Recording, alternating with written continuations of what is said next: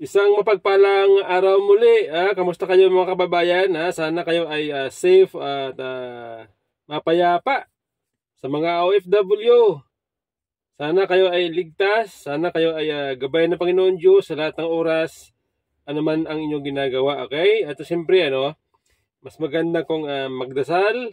Tayo ay magdasal pagising sa umaga at bago matulog sa gabi. Yan po ay mahalaga sapagkat ang pagdarasal po ay personal na pakikipag-communicate sa ating Panginoon Diyos. Kaya ganun po kahalaga ang prayer. Okay? Ugalin po natin mag-pray para tayo ay gabayan ng ating Panginoon Diyos. Okay? Maraming salamat. Ako nga pala si Robert at welcome. Okay? So ito mga kababayan ako ay nagbabasa ng mga balita dito sa mga online news, okay? Meron po ako dito nakita, dito ay mula ito sa Philippine Star. Okay, sabi dito, after double acquittal, De Lima to file case for wrongful prosecution. Okay, ito ata may kinalaman sa kanyang naging kaso na di amano ay involved din sa droga sa Bilibid. Di ba nga siya ay nakulong pero napalaya, kaya nakalagay dito ay double acquittal. Ito pong title ng Philippine Star ay double o after double acquittal. Okay, so ito sabi dito, okay, palawang hair acquittal, ML Parteles Representatives Lele De Lima is turning the table on those who had her jailed over Trump up charges as she is set to file complaints against them. Sino-sino ba ito mga ito? From 2017, De Lima was detained for over 2,400 days at Camp Crami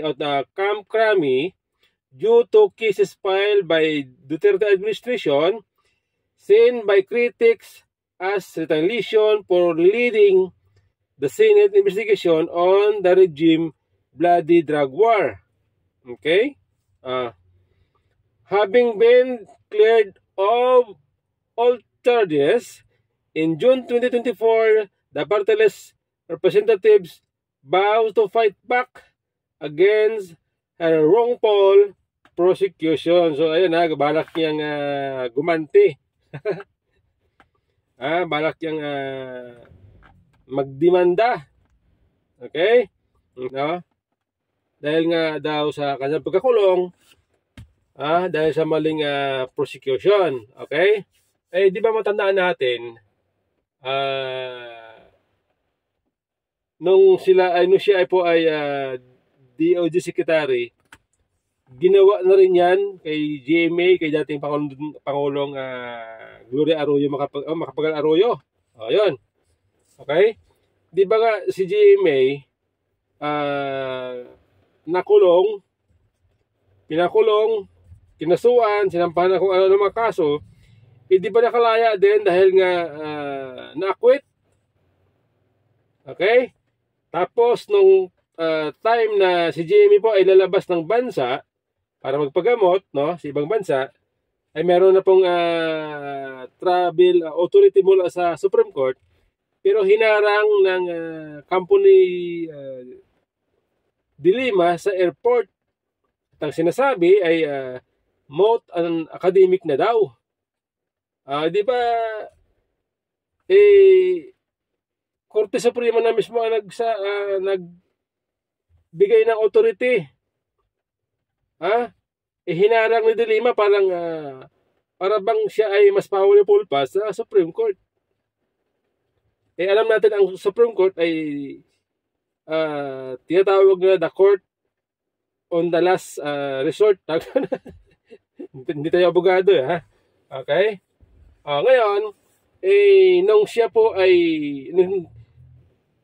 yung ginawa niya sa iba, ginawa naman sa kanya nito nakaraan, yung ginawa sa kanya, ang ginawa niya sa iba, ginawa sa kanya, iiyak siya ngayon. Okay? Iiyak siya ngayon. Ginawa mo sa iba. Ginawa sa'yo, iiyak ka. Ginawa mo kay GMA, na-acquit. Ginawa sa'yo, na-acquit ka. Pero ngayon, iiyak ka. Alam po ninyo, meron po kasing pahayag dyan si Atty. Topacio. Okay? Patungkol dyan sa plano ni De Lima na yan na mag-file ng case laban dun sa mga tao pakulong sa kanya. Anyway, ito demanda. Si Risa demanda, si Kwan, ito natatawa ko. Opo. Si Laila De Lima gusto niyang magdemanda ngayon kasi daw naabsuelto siya. Dedemanda daw niya at isa sa mga dedemanda niya si dating Secretary Vitz Aguirre. Dahil for wrongful prosecution. Parang ginipit lang daw siya. Kasi parang kinoach daw. Yung sinasabi niya, tinuruan daw yung mga witnesses. Yung parang ginagawa ba di umano ni Riz Ontiveros yung sinasabi ng mga witnesses na sila daw ay tinuruan. Opo. Yun ang gustong ipalabas o palabasin ni De Lima. Alam mo, eto naghahamon na rin tayo. Hindi naman ako hindi ko naman hahamunin i-demanda tayo rito kasi madadamay si Atty. Rante. Hinahamon ko si siyempre, siya yung manager Hinahamon ko si Laila De Lima na i-demanda niya. Sino? Si Vitz Aguirre. Bakit? Kasi para lumabas ang katotohanan. Unang-una, ang lakas ng loob nitong si Laila De Lima na magdemanda na parang pa-victim siya. Sabi ko nga sa iyo teka muna. Miss De Lima, sinasabi mo malicious prosecution o wrongful prosecution ng gigipit. Hindi ba ikaw nagdemanda kay GMA ng electoral sabotage? Di ba? Noon, Oo. Ano nangyari? Di ba absuelto? Di wrongful prosecution ka rin? Hindi ba ikaw ang nagdemanda, nag-case development, nung plunder kay Mrs. Arroyo? Wrongful prosecution ka rin? Absuelto hindi ba nung nag-TRO ang Korte Suprema, hindi mo sinunod? Di ba contempt of court ka dapat doon? May petisyon. Hinihintay natin. Di ba? Di ba umamin ka that you violated the law by committing adultery? So wag ikaw ang po-fronts na magmamalinis. At sasabihin ikaw ay biktima ng biktima ka rin Ilan ang pinersecute mo noong panahon ni Noynoy? Yung mga kalaban sa politika, absuelto lahat. Ikaw ang nag-file lahat niyan. Di ba? Delikado. So wag kang ganyan, ma'am. Gawain mo yan wala naman nagdemanda sa'yo. Buti na lang mapagpatawad si Mrs. Arroyo. Nung sinasabi kong i-demanda ka, sabi, wag na.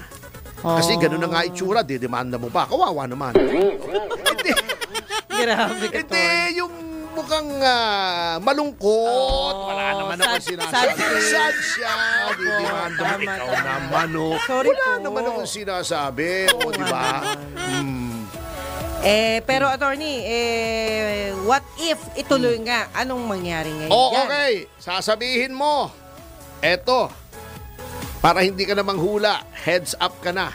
Although, usually kami mga lawyers, we keep our cards close to our chest. Yes. May mga dokumento po. Ma'am, sasabihin nyo si Aguirre ay kinoach itong mga witnesses laban sa inyo. 2013 o 2014 pa lamang yata. Etong sinasabi nyong witnesses laban sa inyo, naging kliyente ko yung mga yan. Yan ang sinasawag na Bilibid 19.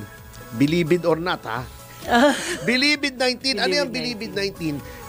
Madam De Lima, nung Secretary of Justice ka, nilipat mo yan from Bucor to NBI. Nilipat mo. Inkomunikado. Ayaw mong pabisita sa pamilya, ayaw mong pabisita sa abogado. Opo. Kinailangan pumunta kami sa Court of Appeals para humingi ng writ of amparo para payagan kaming bumisita. Unconstitutional nga yung ginawa mo eh. Ano nakalagay sa Bill of Rights? Bawal yung inkomunikado, pero inkomunikado ginawa mo. Bakit? Bakit mo ginawang inkomunikado, Madam Laila de Lima? Ang sabi sa akin ng mga kliyente ko, kasi daw, nagkagulo-gulo yung drug trade sa Bilibid. At nagkaroon ng power play, nilagay mo sila roon, kaya inkomunikado para hindi sila makapagsalita kahit kanino tungkol doon sa drug trade. 2013 o 2014 to, kukunin ko yung mga dokumento. Hala. Sila ay nagsalaysay na ikaw ay involved sa drug trade. 2013 pa, wala pang Vitaliano Aguirre noon sa Horizon. Ang si Vitaliano Aguirre noon ay kilala lamang yung nagtakip ng tenga noong impeachment trial. Di ba? Wala pang Duterte noon. Mayor pa lang si Duterte noon. Hindi pa sumusulpot sa Horizon. Ha? Nagbabala ka pa lang mag-senador noon. Bago sasabihin mo, kaya ikaw ay nag-manufacture ng witnesses, this very same witnesses, ay dahil ikaw ay senador, kalaban mo si Duterte, si Aguirre ang may pakana ng witnesses na ito. Hindi po si Aguirre. Witnesses na to. Yun na ang sinasabi nitong mga ito laban sa'yo, 2013 o 2014 pa lamang. Real talk yan. Yes! Hindi ka pa, siguro nag-entertain ka na mag-senador pero hindi mo pa ina-announce ni hindi pa kilala. Kundi sa Davao, si Duterte. Wala pang Justice Secretary Vitaliano Aguirre. Iyan na ang sinasabi ng mga witnesses na yan at meron po tayong mga salaysay. Opo. Okay. Sa akin po sinabi yan. Wala pa po akong pakialam kay Duterte. Wala pa akong pakialam na senador kayo at kalaban nyo si Duterte. Wala pang Vitaliano Aguirre. Iyan ang sinasabi ng mga yan. Kung merong nag-coach at nag-pressure sa mga bumaliktad na witnesses, eh hindi po kami. Kasi consistent po sila. Nag-iba lamang sila nung nagkakaso na at nawala na si Duterte at naging si Pangulong Bongbong Marcos na ang Pangulo. Oh. Wala na kaming capacity mag-coach noon. Number 2, noon pong yan ay nagsalaysay, vinidyo po yan. Sino nag-video dyan? Public Attorney's Office, hindi kami. Bakit? Yung Public Attorney's Office, ang talagang mandate niyan ay upang yung mga mahihirap ay hindi maapi. Opo. Neutral yan. Walang kinakampihan yung Public Attorney's Office. Although yan ay operationally under the DOJ at ang hepe niyan ay may rank of Undersecretary of the DOJ. Independent po yan sa DOJ. In fact, Sinasabi ni Atty. Topacio, alam daw niya, nabanggit na sa kanya. Hindi pa noon may presidente si Digong, hindi pa noon DOJ Secretary si Aguirre, pero nababanggit na ng Bilibid 19 kay Atty. Topacio na itong pangalan ni De Lima. Ako ngayon ko lang nalaman ito na ganun, mayroon palang ganung issue. Ngayon umiyak po ito si De Lima. Okay, alam po niyo mga kababayan na ito mga kaso katulad dito kay De Lima, okay, ay sinasampahan ng kaso. Halimbawa, tulad nung panahon ni Tatay Digong, sinampahan ng kaso itong si De Lima, no? Ay siya ay nakulong. Ang problema ngayon, dahil sa bagal ng pag-usad ng kaso, no? Inabutan na ng pagpalit ng bagong administrasyon, bagong presidente, ito mga witnesses, katulad niyan, ay nagkakaroon po ng recantation o pagbawi ng testimony. Napansin ko na every time mayroon mga sinasampahang kaso, sa tagal ng proseso, nagpalit ang administrasyon, ang mga witness, binabawi na ang kanilang mga testimony kapag nagpalit na ng administrasyon. Tulad ng kaso ni De Lima. Kaya ngayon, nakakalaya. Sa sobrang bagal pag-usad ng kaso. Kaya tuloy nadidismiss yung kaso kasi nga, hindi natin alam. Hindi natin alam kung may kailangan ba ang administrasyon. Kung bakit itong mga witness, binabawi ang kanilang mga testimony. Nakalaya si Erwin Espinosa, si De Lima. Mga high profile individual to mga ito. Ngayon nasa posisyon na ulit. Nanalo. Si Erwin Espinosa. Kerwin tama, Erwin. Kerwin Espinosa nanalo bilang mayor sa Albuera Leyte. Si De Lima nanalo bilang party list representatives. Di ba? Yan po ang malungkot na kadahilanan kung bakit itong mga tao na sinasampahan ng kaso sa bagal ng proseso nakakalaya sapagkat pagpalit ng presidente, ng administrasyon, binabawi ng mga witness ang kanilang mga sinumpaang salaysay. Yan po aking nakikita ang dahilan.